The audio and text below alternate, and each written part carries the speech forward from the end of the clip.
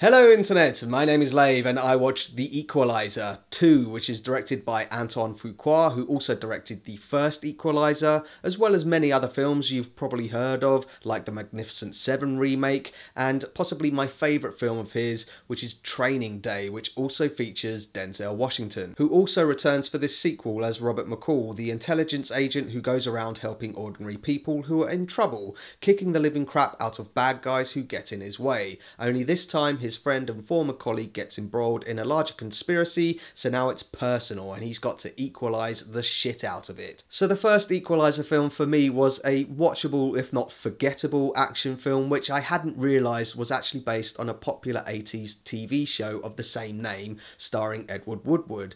Now, because I hadn't seen that TV show, I didn't have any nostalgic high hopes for either of these two films. For me, they came across as a cash-in on the success of Taken, with an actor of advancing years beating the crap out of people half his age. And The Equalizer 2 doesn't break the mould. There's plenty of Denzel, the one-man army Washington, dishing out justice, breaking skulls and bones with everyday items and his bare hands. It does exactly what it says on the tin. And Antoine Fuqua, to be fair to him, can direct action and fight scenes, and anyone hoping to see that is not going to be disappointed. But anyone hoping that this film is going to bring something different to the genre is going to be disappointed. I've seen a couple of other reviewers who have said that this film takes an age for the main plot to kick in, and they're absolutely right.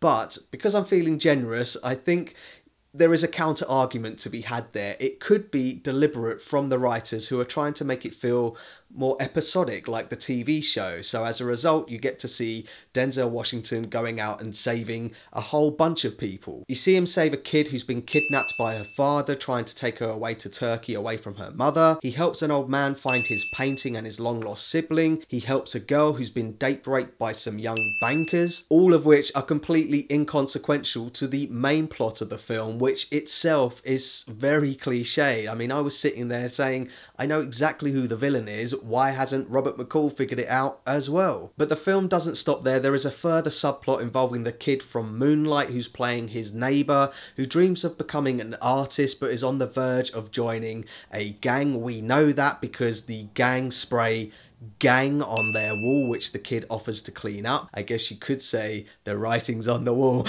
All joking aside though, this is where the film is laying its emotional beats, with Denzel becoming a father figure to this kid, and it's well acted and all that, but again, it's nothing you haven't seen before. The kid practically calls him Mr. Miyagi or Mr. Han, whichever Karate Kid film you're accustomed to, and the way it wraps this particular subplot up is so cheesy. It's I do have a couple of other niggly points. As the film wraps up and gets into its third act, the characters are on different sides of America, but they all seem to converge on this one place at the same time. And on that note, when the villains arrive at this town which has been evacuated because of a storm, they pull up and the main villain looks over and says, "That's something relating to something.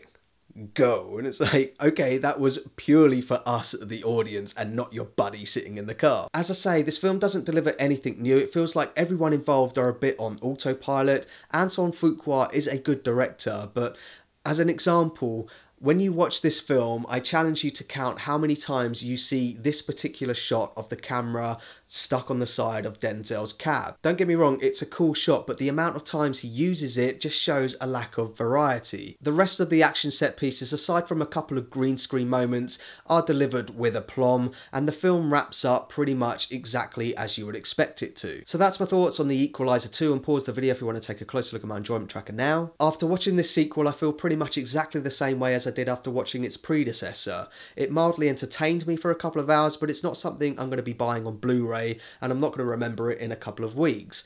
I do wonder if this is going to perform well enough to get a third film in the franchise, when you've got Mission Impossible Fallout still in the cinemas, which itself isn't a masterpiece, but it's certainly more fun, more entertaining, with better action set pieces. And then we've also got The Meg about to drop, which I think is going to appeal to people who want that B-movie experience. But we'll have to wait and see, and I'll review The Meg as soon as it's released. Until then, thanks very much for watching this review. I really do appreciate it. If you can, give this video a like, and don't forget to share the lave. King Kong ain't got shit on me.